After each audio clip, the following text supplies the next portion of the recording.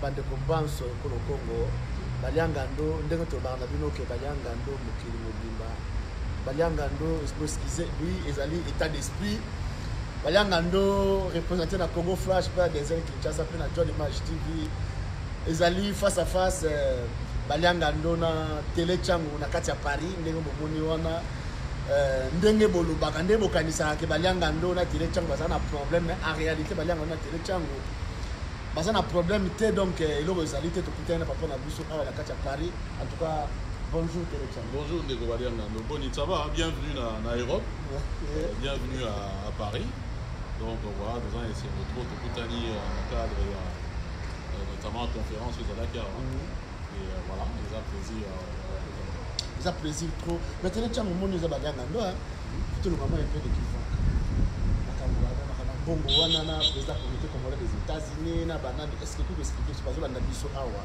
boko soso na télé changu boko soso na baliangando Facebook c'est vraiment ça la ndenge parce que les intérêts de tout les tout le monde ba mamo za ndenge na président Valé Mangituka baba Ovar ba kamwe pesa kape mo ebele ba bongo ça ba ndenge ouais en fait on bongo ça li musala te ouais na c'est pas on poser question là parce que et puis ngalo ba muto la vérité je pense que ngalo tant tokutana na kuzu na tuna yo ngabi mais ne tokutani boye peut-être ça sera occasion pour eloko na yo muto bimisa ya ya on biyo moko lobi que non ba tevele ba mona ngano peut-être to yo kana raté ngana muto ba bantu question pour meza to traiter yango to leki et donc on a sepela raté pa na yo ezali que yo pesa yo ba micro yo yebi que ngana to sala pratiquement musala mo wa obenganga obi Fabien, ngana yoki awa basolongo ezandenge mutu mo abenganga azate na morning bala moko bo ani ko sa biloko bon c'était en fait parole na bango nde motiaki plus en valeur donc sincèrement na CPA na moté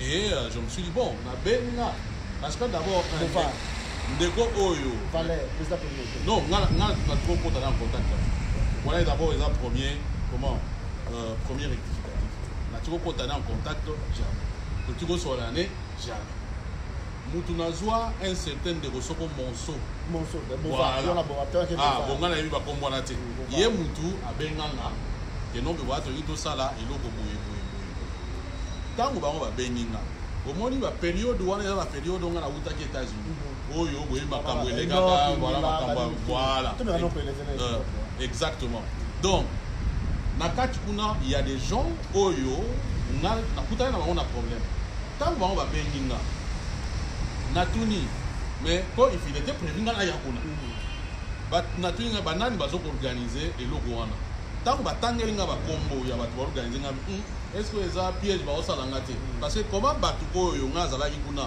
ils ont comporté ba makambo contre nga ba ko bengisa nga susu kuna ke na activité bango bazo organiser ndeko na expliquer nga non il y a pas de problème voilà bon d'ailleurs pour ba journaliste ba kozala ebele place wana mais pour le moment nous avons besoin ça la pub batindi pub na ba tant batindi pub yo inanga to sala bani moko yebi ke non na YouTube ba ya ba droit makambo ebele soko musique ya ba tezali oko lekisa moti na yebisi ba monga bino musique na bino nini koma sport botindi eza musique na kati ngana ko diffusango ndenge yango eza wana ti bon de travailler yango comme ça botinde la ngana banda ko diffuser mais affiche na banda ko diffuser ya donc malentendu ça na ma place wana bango na mtu na bango ngai fa na bandela sport wana ngai na mtu na nga bango ne vuba bandela sport wana ezanga te po eza boulot na ngati mais malgré tout il y a on appelle ça la référence sur comment musala wana ndenge salamaki na ndenge na salaki publicité d'ailleurs pour que puis na préciser moi j'avais des informations que docteur Mukwega oyati docteur Mukwega oyati mais na ko boma activité batute parce que moi je ne sais pas la raison ba on va au Sahel après na ça va là si moi j'étais monté à ma baie comme Bino comme vous avez fait voilà ce que j'aurais dû faire donc voilà les camarades les gars ils ont payé 500 c'est même 300 parce que na 500 bah Bino 300 va payer ça il y a pas de problème va payer ça $300 donc le travail a été fait dans la période voilà donc tu comprends surprise nanga non seulement ça yo so kinga to ça va faire nga la salle à faire te première démarche la ndeni o retourna non mais ndeni nga to yokanaki o saine to yokanaki te mutu moko abenganga te mutu moko a revendiquer eloko moko te mutu moko a se plaigner te na surtout la boy boum Et puis, ma part, on a vu son moko, non, voilà, Fabien Goussani, Kalembo, moi, partout, tout ça. Et puis, na yotan, on s'en a gagné émission, non, voilà, et ainsi de suite. Je me suis dit, mais tiens, c'est quoi comme histoire? Donc, il y a un rôle, on va peut-être, pour Nanga, c'est déjà une longue histoire, c'est pas trop limite. Donc, moi, j'étais condamné parce que yo, en tant que mon panisango, par devoir de solidarité, ma camouana sur les années, première démarche à Baliangando. J'ai entendu quelque chose sur toi, Moutmoa Yao Baboué, et Zandengé. Donc, tant que yo au Pandi, c'est comme si on a un problème dans Mouninga. Donc, il y a bon, on n'a pas de problème pour merci à tout le monde de tu as dit que tu as téléphone. Donc, et donc, on a et ça là que non, d'accord. Oui. Comment le téléphone, d'abord, il y a qui m'a téléphone. Peut-être que tu as un et puis, si je vois un collègue qui m'écrit, première chose, réflexe dans le bousseau, je me dis, ah, peut-être qu'il va passer l'information à bien. Voilà, parce que tout ça, nous sommes pendant ça. Deuxième chose, je me dis, peut-être que nous allons mettre en garde de l'eau au monde. Troisième chose, je me dis, donc, pour nous, ce que l'eau est pas mon et c'est la priorité pour nous, la priorité, nous surtout. Parce que je ne sais pas pourquoi ils ont contacté nous. Bon, mais maintenant, ils en ont passé. C'est tout ça, la Macamboango, ils allaient passer, ils ont l'importance de Macamboango, tout traité problème au hâte. Parce que là, on va commenter à Macamboango dans la ligne. Non, on peut mettre le point sur les îles parce que Macamboango, ils allaient à mon commentaire. En tout cas, tous les repères serrés, ils sont partout, Congolais, tous sur la ligne de Mangaï, pour que commentaire à la Congo. Vous avez côté maintenant, il y a déjà, pour nous, on va commenter à la méthode de la Congo. Alors, il faut mettre de la Congo. Donc, si tu m'as balai, tu as un problème de balai à la famille. Tout de la Congo. Non, tu as un problème. Problème à Congo, famille, avec l'analyse, donc continuer l'analyse. Donc, écoutez, le président de la République, Martin Fayulu m'a dit, donc, écoutez, Félix 15%. Écoutez, dans mon moment, il choco, il n'y a pas de politique, il y a occupant. Analyse la Congolais. Ici, les amis. Bon, on comprend la question bien. Tout ça, trois camps. Oui. Quand il y a un président élu, président de la République, Martin Fayulu, nous avons quand même occupant, moins bien, nous avons choco, et pas une politique à l'anglais. Nous avons Félix 15%. Quand on a un peu de temps, pour on a Tchibili. La ligne, on peut s'engager sur tout le monde. Nous sommes ici à Congo. Parce que tout le monde est à Congo. Ici, sorti à Congo, nous allons bon, peut-être moi, ça aurait été peut-être question tout dans parce qu'on a la place pratiquement pour représenter ma peuple. J'aurais aimé des questions à la issue pour le peuple parce que ça tout Tangiwana, Mutu azali na agenda na ye ou azali ko faire avancer. Azali agenda politique na ye, azali na intérêt politique na ye azali ko faire avancer. Et dans le baron Banambala, nous avons 1000 solutions pour nous sauver Moka. La seule solution, c'est que nous avons un solo, un combat dans le bango, même biso. Quand nous faisons ce travail, nous avons un solo. Deuxième chose, dans le solo, on a tout intérêt à Moka. Liboso, il y a intérêt surtout. C'est comme ça que nous avons ici. Mais malheureusement, nous avons un décor, nous avons planté. Moutuna Kanaye, ainsi de suite. Par contre, ça fait 100 ans, je ne vois pas comment nous pouvons nous en sortir. Même si on appelle sur 100 ans.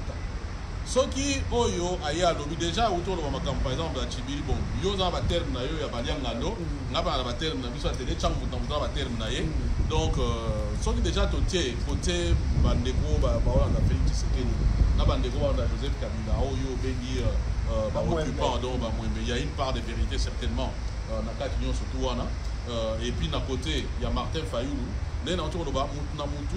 Ligne Moko Oyo Azali Kolanda. Parfois je me pose des questions, ceux qui ont intérêt en beaucoup.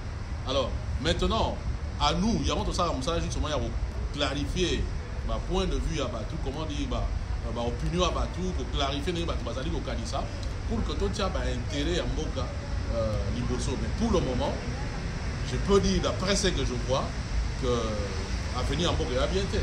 Et ça clairité. Et je ne vois pas, Martin Fayulu a peut-être la volonté, il y a pour améliorer peut-être Mbokawana. Est-ce qu'il a les moyens d'agir pour transformer, même Nenga Lobageno, il y a victoire, ainsi de suite, pour transformer le projet par rapport à la vérité des urnes, pour que comme concret. C'est une question. Félix Tshisekedi lelo azawana azolakisa peut-être quand même intention ya kobongisa mboka wana intention peut-être en faire quelque chose de bien pour mboka wana en dépit ya makambo ndenge yango elekaki. Est-ce qu'il a les moyens de faire tout ça par rapport ya coalition oyo ya ye ba msuso tangi wana parce que je n'ai jamais pensé que quelque chose de bien ekoki kobima pa ya bato wana. Donc au contraire le combat ezali comment nous peuple pouvons faire pour que toyeba commettre batouana surtout au tanywana donc hors tout état de nuit. Donc nga mon temps la mugara makanisi nanga ezalaka yango na paro yanga na koyiko sala ezali justement ya pour sensibiliser batou ba fongola musique parce que je pense que les loyo tant que population aza elo pratiquement pris en otage pour comprendre ba en jeter à télémater pour changer situation na ye. Je suis convaincu que rien ne passe. Mais ça veut dire que le peuple n'est pas tellement. Et c'est un débat qui est plutôt honnête. C'est-à-dire, les journalistes, les candidats, les leaders d'opinion sont honnêtes. Mais apparemment, les leaders d'opinion mine sont honnêtes. Les gens sont mandiants, les gens sont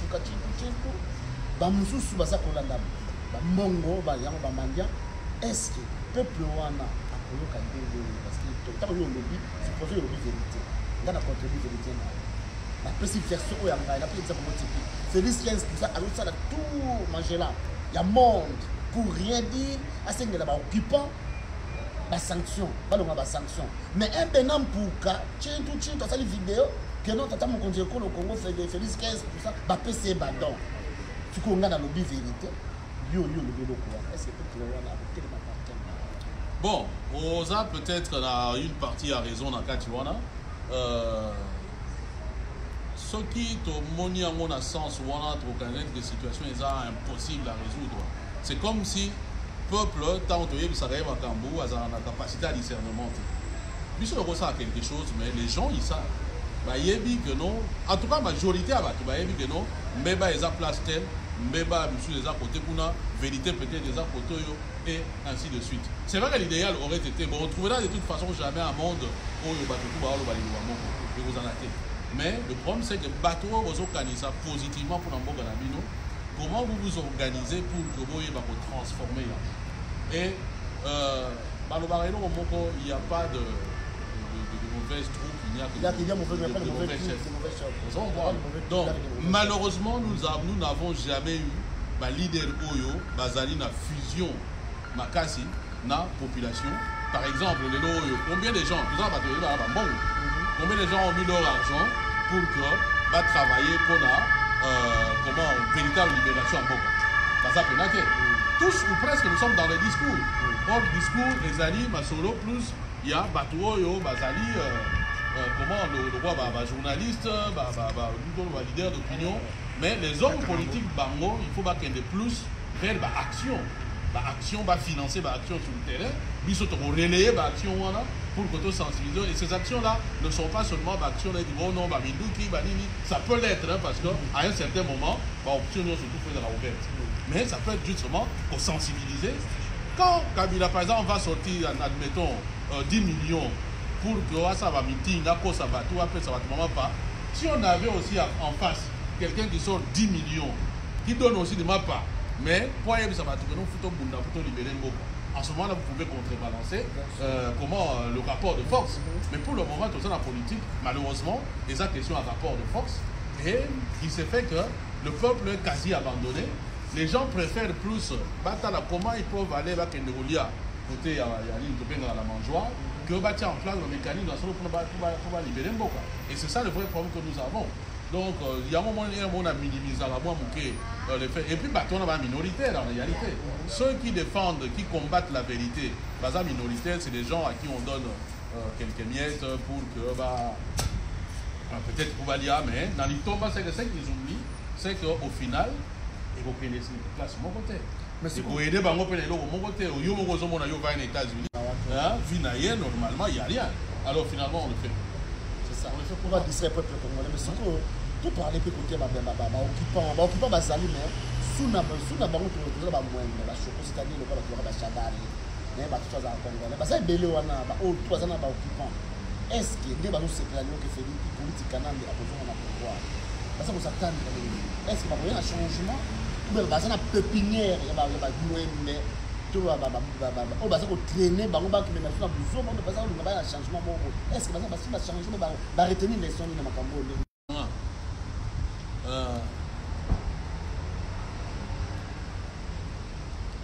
principe mon le baga tu ne peux pas continuer à faire la même chose et puis t'attendre à ça ne va jamais ça ne va jamais Batouana ce qui est là je ne pense pas que c'est parce que pourquoi il y a ça le bien pour la Bokawana ils ont eu 18 ans bon déjà ceux qui donc ils sont là et pour mon si vraiment ils étaient bien intentionnés même dans le cas il y a deal ils pouvaient bien faire les choses. Pour faciliter partenaire dans le tâche par exemple. Pour pas ça, mais ils se sont entendus certaines choses. Mais ceux qui sont bien intentionnés, ils peuvent bien le faire, non? Par exemple, parce qu'il y a un partenaire dans Bango, que fait-il c'est qu'il nomme quelqu'un, Bango va bloquer nomination. Alors qu'ils ont la conséquence, c'est simplement il va passer le message que tu n'as pas le vrai pouvoir. Il faut que la vie soit quelque part. Alors, il y a que Moutouana, à cause de la sorte même après 10 ans, a changé alors que d'ici là, il n'a changé même pas. Donc, aussi maté. Vous avez entendu Chadari dans le Bumbashi il n'y a pas longtemps. Toi, tu penses que dans Moutou à Chadari, et puis il a répété tout ce qu'il a toujours répété. Et ben, on va avoir coup pour coup, et ainsi de suite. Est-ce que tu penses que Moutouana a changé? A changé. Et je vais te dire pourquoi a changé. A changé parce que dans sa tête, il n'a jamais connu la notion de justice. Dans sa tête, il n'a jamais connu la notion de vérité. A changé. Et puis, on va gagner. Parce que à Monique, il n'y a rien. Donc, il s'est dit même 100 ans, et vous allez bon changer, et l'eau donc, même ceux qui vont ces gens-là, il n'y aura pas de changement. Donc, et puis, nous allons répéter. En fait, c'est un défi qu'on se lance en tant que Congolais. Donc, peut-être c'est maintenant où nous devons sensibiliser les autres pour que maintenant, ils peuvent et puis, parce que la dynamique doit être de continuer à travailler pour les chasser. Pour Kendate, Bazawana.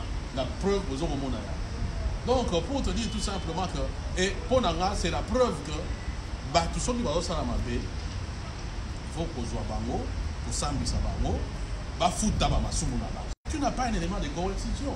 Tu n'as pas un élément qui te fait peur. Même Bana, nous avons une autorité parentale. Ce que Salim papa réagir, ça y a un deuxième papa réagir, moi, il considère que c'est normal. Alors, tu veux que moi, on a changé de. Il faut à un certain moment, Matoy to Bendaki en 2016, 2017, 2018, tout comme il peut dans ce cas, non, moi, na Yogi. À Yogi, pour quand même, malgré le processus électoral, à moi, les gens qui m'appellent, mais à Sangadia. Pour aller à Tout le monde peut à ça pour essayer, nous avions eu des. Comment alliés, tout le monde. Bon, maintenant, des choses se sont passées comme ça s'est passé. D'autres ont préféré que non, donc voilà, on va changer ma solo. On observe. Donc on observe, mais penser que Batouana va changer, c'est une hypothèse qu'on a dans le bas. Je préfère dans le bas que c'est impossible. Voilà, pour Batouana, je pense que c'est impossible.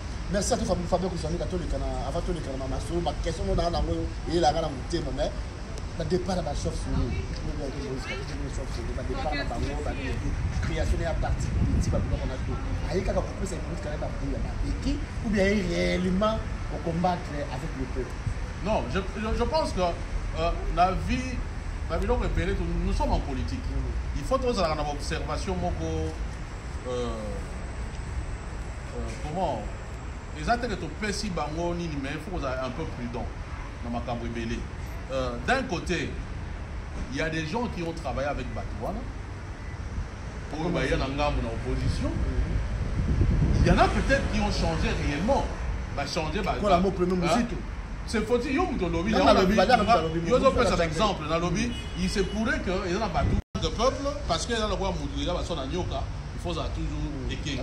De toute façon, il va avoir plus au Fali. Ça, tu as Donc, tu vois, même dans mes allées.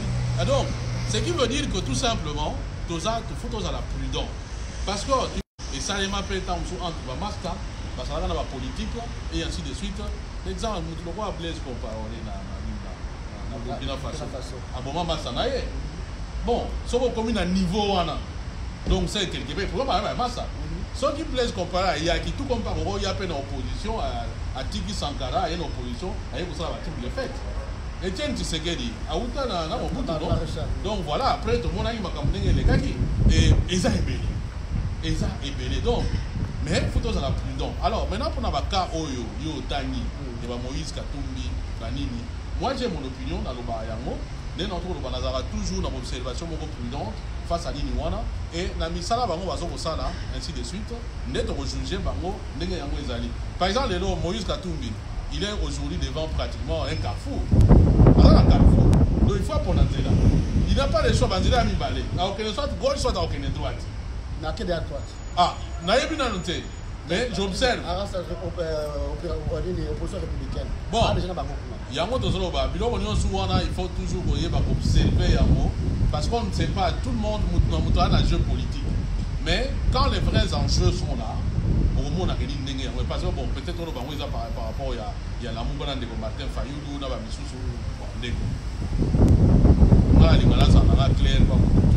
je pense que quelqu'un qui tient un langage que la Mouka ça existe, je pense qu'il y a le coup d'âme. La Mouka, et ça va maloba na bango. Mais na bisala, la Mouka est en ensuite. Bon, yo lobby oza décider. Voilà. La lobby, na yebite komanini, mais na lobby so la Mouka, ils ont la lisusu te. Ndenge bazawana. Martin Fayoulou, Moïse Katumbi. Jean-Pierre Bemba, musique on a failli le bas côté nous. Faut trouver ma campagne. Donc, Vatikali, Jean-Pierre Bemba, na pour Vatikali nous ça. Trois tours bas. Na peine à mon thème à courant. Parce que même temps Malaki 5, Malaki 7, il y avait toujours des courants. Il y a un courant qui pensait ceci, courant M. Kanitaboye. Donc je ne vois même pas les individus, je vois ma position dans le monde. Il y a Katumbi, na courant, il y a Bemba. Courant ya Katumbi to yebi ndenge yango ezokende, on ne sait pas trop pour visibilité zati. J'ai suivi un passage dans Goma, on sent quelqu'un qui n'a pas de position. Tantôt dans sa opposition, tantôt ils aboyé, tantôt. On ne sait pas. Voilà, bon, yo ben en bon, parce que position, lisibilité de la position naie, ils ont moins la pénalité. Dieu seul sait qui peut me dire c'est que Bemba pense aujourd'hui. Pour la joie au été. Bon, ceux qui n'ont pas peut-être moi l'approchement bah Bazaï bah Fayoulou, je ne sais pas trop. Je pense que hier Aza n'a expectative et puis il faut dire que pas avec la Kingo parce que par rapport à l'avenir politique naïe, on ne sait pas trop et on les gagne. Donc de ce point de vue, je ne sais pas. Par contre, Fayoulou hier, je pense qu'il a pris la dynamique où que non, il est carrément contre le pouvoir en place, notamment régime il y a Félix Tshisekedi na Joseph Kabila et de ce point de vue il est Aza na domaine vous avez une conférence à attendre tout na qui est la Mouga pour naïmo il y a état d'esprit donc c'est clairement que na minute wana la etikali mais la Mouga existe na loba yango depuis dernière conférence avant va sala qui na mars na Bruxelles j'ai dit et logo na utiawa et logo ça n'existe plus etikali gaga parce que ils ont quoi les balles à mon petit gars pour la balle. Vous comprenez? Bana bazawana, moi tout ça ni exact mais en réalité, ils ont raison ensuite. Merci à toi Tere Chango, tout le monde a mon épouse de Tere Chango qui est musique qui est Bruxelles. Faut qu'il a Zwanzera Bayanga donc il faut aduka tambola moi mais Tere Chango non comme le ko la fali pas. Nande on attaquer mon pas mon konza pas mon gazene pour fula na musique pour le kuana et puis mon album. Aujourd'hui, pour n'avoir pas bon, ça le connexion. Non. On sait l'album d'intention. Bon. Mais quand tu associer des choses. Le problème, il y a biso. Congolais, c'est que. Oui, mais on a Congolais. Donc, comme on a vu à la Kenon, tout ça, l'association des idées. Ah. Fabien Boussoane a lati vert. Baliangano a lati vert. C'est que va aucun effet. Et Sigamon. alors que yo lativer peut-être parce que vous êtes banguiste vous avez non mais ça qui va banguiste nga lativer peut-être parce que ezali club na biso et c'est niveau vous comprenez et parfois opportunité makamuso sans ces amis pour nga ça n'a été qu'une simple coïncidence na web c'est l'homme ngai j'ai décidé à Okota Studio non c'était bien avant oui retourna patient au Sani on va travailler depuis là na retourna na pesi bino susu na retourna Barli Baruti hein na kenda et pas à Barli nous sommes en 2000 avant l'élection mais makambo a confina nga yego bima après l'élection nabi non ya non yoka nga na kenda okutana Barli Baruti na ndako ne batwa na télé changu ba mona kuto sala balini na ebisaka Barli na banzembo nanga et puis banzembo na composa yango pour la plupart j'étais étudiant et banda kaleza kutu ya leloti ya on bangam ça fait même 20 ans depuis nzembo comme des politiques ailleurs na koma yango avec étudiant ça fait plus de 20 ans na koma yango mais il s'est fait que étant là pour mon place niveau agricole tout ça depuis 20 ans situation est changée au contraire et empira alors maintenant quelqu'un qui a écrit une chanson depuis 20 ans alinga kota na on a studio parce que ba yego kuta na moi eloko mo bo na artiste mo yo lobi ah nga kota studio bon oui bon kasika batu ba yebine makambo legaki mais tu as comme le Kofi kasika ko lobi de ah pas mon ouais non bah bon na kufula hapo wana za ba sobriquer na ye na mise kufula hapo mutu ala kupuso ko matsote si eza domaine na ko za pe mola sumwa eloko mo bo fulama oui ko ba tala mo kili mo bimba na yebite mais ya on a vu na yebite biloko mususu comment est-ce que tu as dit ça non na ça qui d'abord ni tu la question na mais nga soko na kuta na yo n'importe qui quand je te pose des questions je te pose des questions en fonction de vie na yo Kofi Annan bon quand je pose des questions au président de la République Kofi est président de la République il est oh na le peut maner nous sommes comme musicien on est comme politicien on comme musicien star au quand même na Kofi on discute na Kofi na on est comme politicien na président et ça c'est deux choses différentes non parce que yo lobby funa banga yi on faut se respecter oui mais dans respecter qui na question wana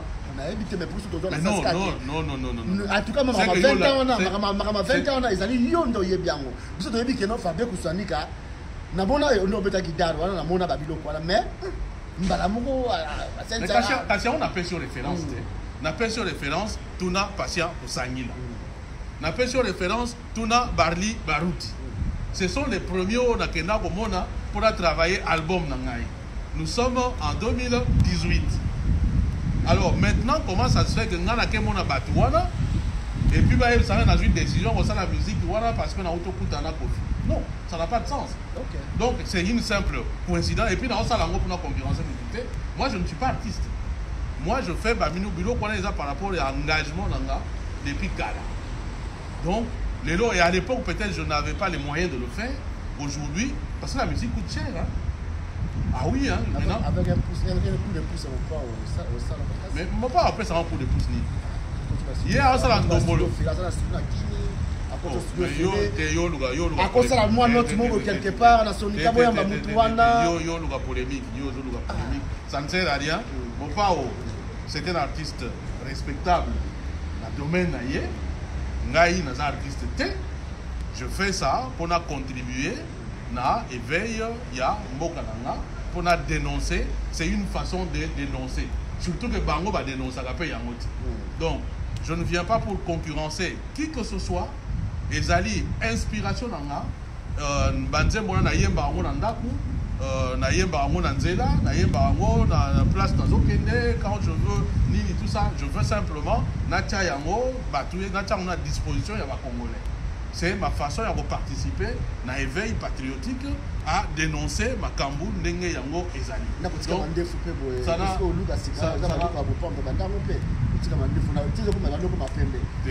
Polémique. C'est pas polémique. C'est tout solo là. Ça passe dans la biso. Ouais, comme polémique na mandef ko tika. C'est pas polémique. Ouais, comme lo c'est la polémique parce que son a tinyo na ma photo na ngaka là, tu me verras. Mandef a calapé 20 ans. Oui, au moins il y a 20 ans na. Mais pembe ça mais ça nzoto. Na ko mun pa ko on parle. Na éviter bon, il y a polémique après la question. Eza nzoto. ndenge nini lelo comme c'est kaka ba ST mbala muka o take kofi album non na taka profiter voilà on a eu que non faut le bien parce que ce que le bayamo c'est comme si nous avons un problème na problème na profiter non après vous bien na non il y a on a eu que na un problème na yete ngana zo sala musala ya journaliste hier à sali musala bien ça une conférence j'ai été posé des questions comme un journaliste doit poser des questions il a réagi comme il a réagi. Ça s'est limité là. Mais c'est quoi la question pour te clôturer dans l'île? Vous avez raison parce que la bénissée dernièrement. C'est même pas question d'avoir raison de Gobalian Nando. C'est la question on a besoin de raison. Voilà. Moi je viens. La question est dans la malam ou dans la malam ou quand on te les pose. Moi on se pose la question dans la malam ou dans la malam ou. Moi je donne des réponses. Yo fait sa réponse en respectant ton interlocuteur. Point barre. Ça se passe comme ça pour quelqu'un qui est bien éduqué. Mais non, ça c'est toi qui le dis. Je dis pour quelqu'un qui est bien éduqué. Ceux qui va poser une question, tu réponds à la question. Voilà, tu ne te fâches pas, tu n'insultes pas. Azali, là, face nayo. Ça, c'est la première chose. Deuxième chose, journaliste, Azali, le témoin, il y a peuple. Il ne peut pas accepter qu'en face, il y a Moutou. Moutou va manipuler la population. Moi, ce que j'ai fait, c'est protéger la population face à une manipulation. Il y a une vérité qui est ici quelque part. Moi je dis na point boyo on a raison, na point boyo on a raison. Je le dis en toute liberté, sans avoir peur. Donc Togo mon kilego bandela 100 fois en face naïe, si je dois lui poser la même question. Oui, mais trop tard combien de fois? Nabi Batienga en face il y a Kofi Olomide, Batienga devant yé 1000 fois. Je vais lui poser cette question 1000 fois, je recommencerai. S'il va, il va se fâcher, il va se fâcher 1000 fois. Et moi, je fais mon travail, lui fait son travail. Maintenant, on va tout à l'heure poser une question. Azar artiste, Azar artiste, il connaît son boulot. Il connaît son boulot. Si par exemple j'ai besoin d'un coup de pouce, et puis tout ça, c'est pas parce qu'on est un manager, c'est lui qui avait organisé la conférence. De ce là, je lui ai dit, bon, si par exemple, les gars qui ont fait des gens ont refusé la question. Est-ce que donc, on a monté, on a vu qu'il y a une Félix, on a et Talingate, Naza journaliste, Naza soldat, on a instruit des micros pour combattre. Les choses doivent m'arriver, inévitablement. Bon, si on va la copie, bon, il y a Louis Michel. Il y a Louis Michel. Vous poser la question de pourquoi. Il y a Louis Michel. Ah, on s'en comprend. Donc, parce qu'on s'en regarde polémique. Il y a Louis Michel. Louis Michel n'a posé une question. Il s'est fâché à tel ami. Il pouvait aussi m'insulter, non? Oui, oui. Alors, moi, je n'ai fait que faire mon boulot. Toujours parce qu'on a politique. Il faut que vous avez fait du gène. Il faut aviser dans l'aubergine. Abunda qui peut le coup là, par malchance, parce que la chance était malchance, à cause de la Félix 15%. Si ça est arrivé que Fabien Koussanika, vous avez ma place dans le diaspora, avec tout ce qu'on veut le au commun premier il y a Félix 15%, c'est la circonstance où tu prends à part au milieu alors, clairement et sincèrement, on a vu sur le monde qui était là-bas. À part au milieu si j'ai non, il y a une émission. Il m'a pas entendu à Combo naé, Azan Deko, tout ça, Moussala Moko, Azosa Moussala dans le domaine de la presse, et si Gaya Azali, na Olobane lo Momote. Si j'ai un conseil à lui faire ou bien critique à Osalaye, na Obengaye, na Vino, écoute Abraham, na Zomona, na évité yo Bengaye, tu Bengaye. Ah bon, maintenant bon déjà donc ça ne sert à rien à Bengaye. Donc ceux qui té, na vie les jours na Okutana, pour na Okutana, quelques jours na Okutana. Donc je préfère par respect dans vis-à-vis à ma collègue, na web ça y est. Na vie mon ngana moni musa na yo za boye. Jamais dans ça on pas après cette personne. Otaka Jamarika Samba après Jamarika Samba na ataka été. Jamarika Samba j'ai dénoncé parce que jamais na ataka Jamarika Samba na vie na ye na musa na ye. Le coup de dénoncer le roi ne pas ça lingani. Non. Jamarika il fait son mari. Qu'est-ce que je dis? Il fait son travail. On voit. Nous t'avons jugé et ça fait que c'est des amnatés. Et moi je le vois. Non, moi je le vois d'abord. Oui, c'est un peuple, mais je le vois d'abord en tant que collègue. Et il y a un devoir de solidarité. Il y a un moment même, il y a un Babylon, tu ne peux pas le faire. Parce que dans le domaine d'Abisso, il y a une notion de solidarité entre la Togo et le Salamon. Tu l'as que nous sommes à Salimabé comme ça et non. Ce qui nous doit Salimabé, première chose, Bengaï. Obi, master namoni place on otengami tala ezabo soka yo quitté peut-être à ce moment-là okozala na liberté ya ko sala oyo lingi première approche na obenga donc ndenge tangi kombo Jean-Marie Lwakabwanga Abraham d'abord Jean-Marie ni yo muto ebisinga ngona yebi kombo Abraham donc Abraham Lwakabwanga tout ça problème na été je ne dirai pas quelque chose ngana éviter que je ne maîtrise pas nazomona musala osala comme batutu bazomona et si j'observe quelque chose nayebi ba canaux ngana ko utiliser pour na yebisa que non Jean-Marie parce que maintenant aussi il est à la lisière de la presse et de la politique voilà parce que il est presse osala lelo ezali sous presse indépendante il est derrière un homme politique donc c'est déjà moi différence on a interposé. Merci à toi Fabien Koussanika, merci mon accueil na micro perception parce que Fabien Koussanika maraba tout le Fabien Koussanika na balianga na pour le TBR a oublié que offrir quelque chose. Batigane ko juger bato na musika. Bota ko jela musika. Abi offrir eloko mu mais abino. Au moins na opesa exemple moko bato bande ko na biso ba mtobenga communément ba taliban. Ba benan pourquoi. Bon, wana eza yo mtolobi. Eza ba bilo mususu eza il faut pas tout ça ka ba bilo en terme ba likolo voilà, non, quand tu veux Benampuka, cela veut dire que vous êtes situé dans le territoire mongo. Par contre, quand on dit communément taliban, le mot taliban ne veut pas dire conception là, il y a le mot taliban, ça n'a rien à voir avec Eko. Et ça simplement par rapport au militantisme politique. Comme les autres ont sorti sur le pakistanais, je ne sais pas ce que ça signifie, mais je considère que les alliés par rapport au militantisme politique. Vous comprenez? Mais dans le lobby, on va donner un exemple. Parfois, les gens nous jugent dans la musique. Et nous ne connaissons pas rien parce que le vrai jugement, ils ont un bateau réellement. On a fait cet exemple. J'étais à Rome, quelqu'un est venu à Zam de Connexion Moulouba. Parce que Batou Balobano, Alingala Balouba, ainsi de suite. Mais lui-même est venu faire un témoignage. Nous sommes en 2011. Nous sommes à Paris, car à l'Ouanini, il y a une conférence locale. Et c'est lui qui me rappelle pour la Bossana. Là, la Bossana, il y a une donc, il y a un covoiturage, il y a un bon côté.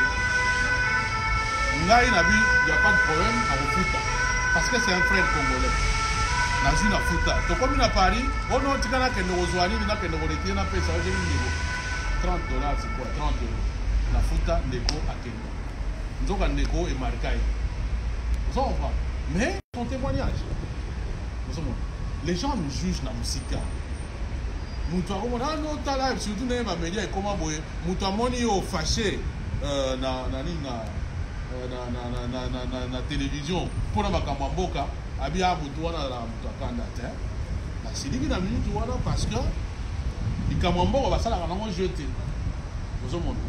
Et Babylon, on a Azamoté, ça il y a un jugement.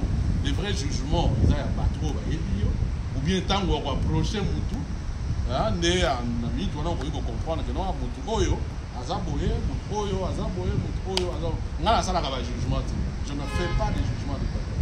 Parce qu'on va juger Moutou dans la musique en réalité. Surtout, il y a des gens dans la TV, tout ça. Moi, Moutou, bien Moutou, tout le temps, là, tu as un masque. Nous allons juger. Mais il n'y a rien à faire. Donc, merci, voilà. Merci mon frère. Mais pour l'album, les Obima, ils en ont les politiques ailleurs. Les politiques ailleurs,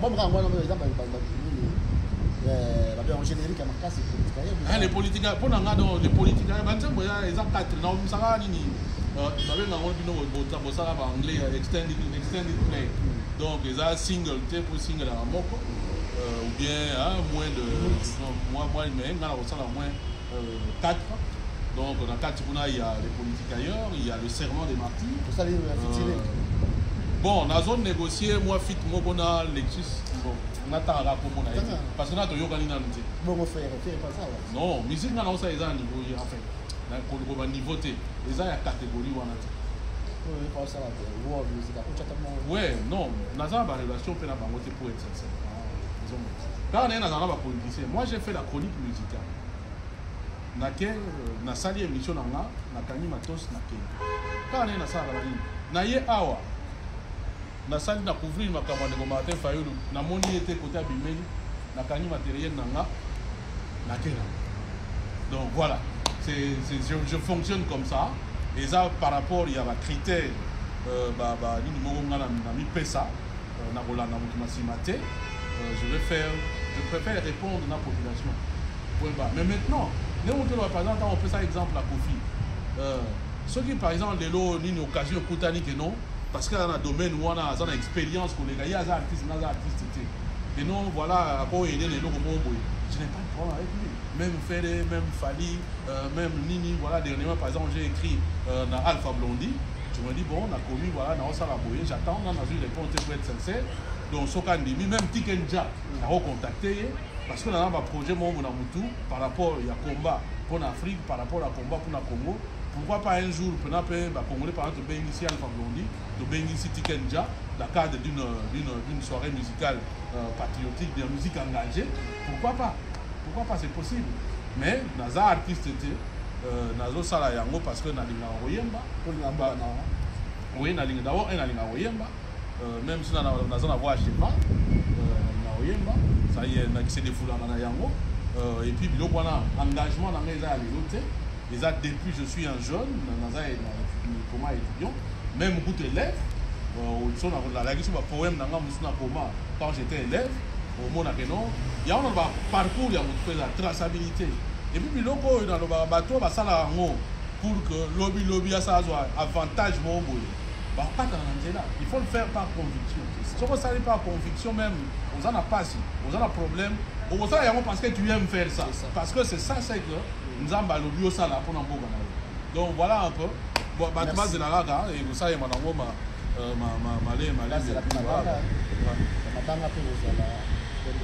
n'y aura pas de mabanga. Bon, déjà, on avait une mission à boire à mabanga. Non, mais pour nous, c'est la même chose. Mais peut-être qu'il y a ah, je ne sais pas. Et puis, je ne non, peut-être pas, mais il y a évité. Bon, moi, je suis en train de dépenser de l'argent. Oui, on a un exemple, par exemple, chaque séance à studio, je dépense au moins 500 balles. Tout ça, hôtel, faut foutre 300. Guitariste, tel poids B, t'as 3 chansons par chanson. Nous sommes au 5 au 200, nous sommes au 5 au 150, nous sommes au 5 au 100.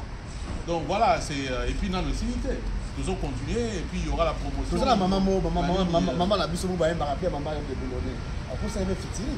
Mais là, il n'y a pas de problème. On a contacté maman de Boulonnais, après, ça va fitiri. On a composé Martin Fayou. On a évité, ça va, il faut voir. On a fait pas patient pour Sangila. Ah, ça, les auditions pour les états artistiques, il y a patient. Pour Sangila, pour Sangila, il y a une autre maman de Boulonnais, pour ça, l'audition, il y a un Toko. Pour la présidente Martin Fayou. Merci. Voilà. Merci Fabien Koussani Kadouron, merci à tous les gens qui ont partagé l'émission. Ils ont la télé Tchango, la YouTube à télé Tchango, ils posent la Balianga, la Facebook Balianga. Merci à tout le monde. Dans un moment, c'est mon mingi. La Fabien Koussani, la Nebo qui fait bien la musique, tout critiquer par collègue, ils ont entre les bisous. Comme vous avez mis la question à Souka, vraiment la bonne question, tu vas pas mourir le niveau. Balianga, nous, solo, la Bible, tout le monde va s'engager. Vous avez vu ça, biso, tout ça, la cotisation pour la Congo. Est-ce que les gens qui ont un ça papa parce que on la salle comme ça d'aller dans la majorité on doit dire tout bacha la de façon que pour la boule papa on a la maman on a tout qui peut diaspora tout moi pas tout la monde a tout ça dans la politique la diaspora tout ça plus sur l'apprentissage tout le dans la bon sur le plan il y a principe na plan il y a idée il pose un problème mais il faut avouer que c'est pas mal chose depuis à moi là ça fait peut-être plutôt que depuis les 10 ans le problème c'est que ça est malade c'est ça la vraie question voilà et le connaît toujours la critique à la collègue et puis que ngap mais ça la regretter le corona tout ça la président fallait aller qui à chez moi la quoi sayo quelqu'un ne peut pas venir pour avoir Kabolanga dans des journalistes jamais ça. Après il y en a pas ça micro na ngate que pour finir un journaliste jamais mais maintenant ce qu'on a un problème il y a un problème dans nini parce que ce qui admettons que nous avons amené des marches mon et commune à Souka ici mité que les journalistes à Mabé à Sali Mabé d'abord au préalable on a en contact na collègue au préalable. Mais si je vois qu'effectivement le collègue a mal fait, en ce moment-là, on est dans le droit parce qu'il est citoyen, Ce n'est pas parce que vous êtes journaliste que ça te donne l'autorisation de faire tout ce que tu veux. La minute où je peux lui donner le micro. Parce que Azali qui se plaindre, Alina va quelque chose, mais je vais d'abord faire la démarche auprès de collègues. Mais au plus de mon qui notamment par rapport à là, j'ai vu des gens commencer à raconter, même Téléthon. Téléthon, j'ai vu des journalistes combattre les Téléthons. Donc le roi Ayone dit ah bon, nous va aller en sali projet. Na famille musali na ye na tie micro d'ailleurs bo pesa va aller en mbongo te azamu yibi asala bo na yebi yo te ni dantani de. Monique na mingi ils a sérieux te. Vous mon abat qui font ça, qui ont fait ça. Bon, nous sommes avec la logique, la polémique, ainsi de suite, il y a un collabo. Et puis, au moins, quand je vois un Congolais, on a d'abord dans un premier temps comme partenaire. Dans un premier temps. Sauf que baby, à la limite, je prends mes distances. Dans un premier temps, comme partenaire. Même Masolo, Bobeta, Kayanini, Bobeta, c'est le Masolo, il y a association. Les gens vont contacter. Posez la question-réponse pour ça. Mais non, mais justement, c'est ça la malhonnêteté, justement. C'est ça. Parce qu'on a tout na bango, nabi mais objectif est loko wana ezali nini. Et puis na émission on va écouter biloko yo, au moni ba misu peut-être besoin makambo aussi ko. Tala ndenge to uti na mona makambo ebele ba association ebele to sala esimba na moti. J'avais dit na muto abenganga je pense de premier c'était je prends Moulowa. J'ai dit je n'ai pas de problème. Comment on va proposer à un président? Nous on a ça que niet na mi non dego. Je n'ai pas envie d'être président de Logoana. Mais bon, bandana nous, nous avons évolué. Mais je ne pense pas que je sois ce qui extraordinaire, non, je ne pense pas. Je ne pense pas. Mon toisa est indispensable dans la vie, Azat. Mais seulement j'ai une bonne expérience, Yamani. Autant temps en Ndegolora Bois. Ndegolora Bois, il y a en Belgique, tant aux États-Unis, l'association. Et ça m'a rappelé. Les bandits. Et ça a 2 semaines. À Benanga, je lui ai donné la même réponse. Mais avec Abraham, dans son problème tête. Il a compris que Beta ou Masolo, non, je dis à toi, comment, Abraham, je ne préfère pas, batterie est comme un peu faible dans le monde. Donc voilà. Mais il faut que les solos, les solos est précédé, la décision est précédée, ma louba moussous oyo, to bimisaga. Merci vraiment, tout laissez-moi ma casse, je crois que changement fait à la million. Merci à tout moment, merci vraiment. Merci, bon retour. Il n'y a pas de problème. Merci bien.